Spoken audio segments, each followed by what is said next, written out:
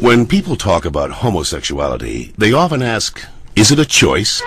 I heard it is. Hello, what's your name? Christian. Well, Christian, let's see what the latest science has to say. Oh, that. To help us, here are two gay people, George and Martha. Before we can answer, is it a choice, we must first determine what it means to be gay. How do you know you're a homosexual?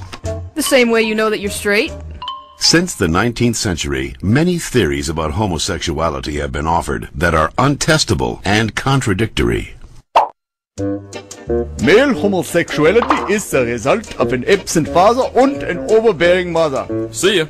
Stand up straight, dear. And the female homosexual has never recovered from her anger over not having the penis. She wishes to avenge her perceived castration by taking another female as her sexual object. You're kidding me, right? Well, I've always been told that homosexuality is unnatural. Is it?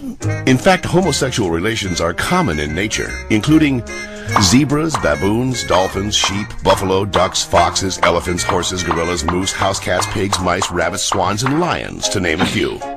Well, okay, but we're not animals. Human beings have free will. You don't just decide who to love. Settle down there, Martha. Christian does have a point, but let's take a look at the most recent scientific evidence. As they study sexual orientation, scientists are currently looking at three main areas: genes, hormones, and birth order. Of course, most of these studies focus only on male sexuality. Sorry, Martha. What a shock. Let's first look at studies of identical twins. Hi.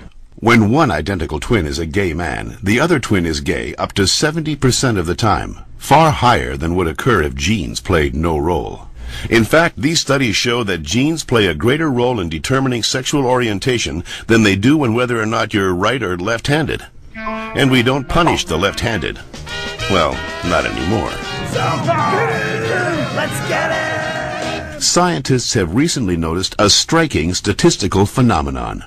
Studies show that having older brothers increases the odds of a boy being homosexual. Moms always baby the youngest, making them gay. No, that's not it. When a woman is pregnant with a boy, scientists are realizing that her female body often sees the male fetus as a foreign object and begins to produce antibodies against it. The more boys a woman has, the more adept her body becomes at feminizing the fetus, which may explain why with every successive boy, the odds that he will be gay go up significantly. All right, maybe you all accept it, but what about those people who started out gay and say they became straight by discovering God? What about ex-gay ministries? Even so-called ex-gay ministries don't claim to change a person's inner sexual desires, just his or her sexual conduct.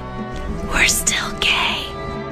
If these places really work, why don't they all use the same technique? Why does each ministry experiment its own way? Well, And why have so many members and leaders recanted earlier claims that they were changed? maybe these programs don't work for everyone, but what's the harm? How about the feelings of shame and guilt they instill and reinforce in their victims? Or the money, energy, and time they sap from people who have nothing wrong with them? Says you. Well, in point of fact, not just George says that, Christian.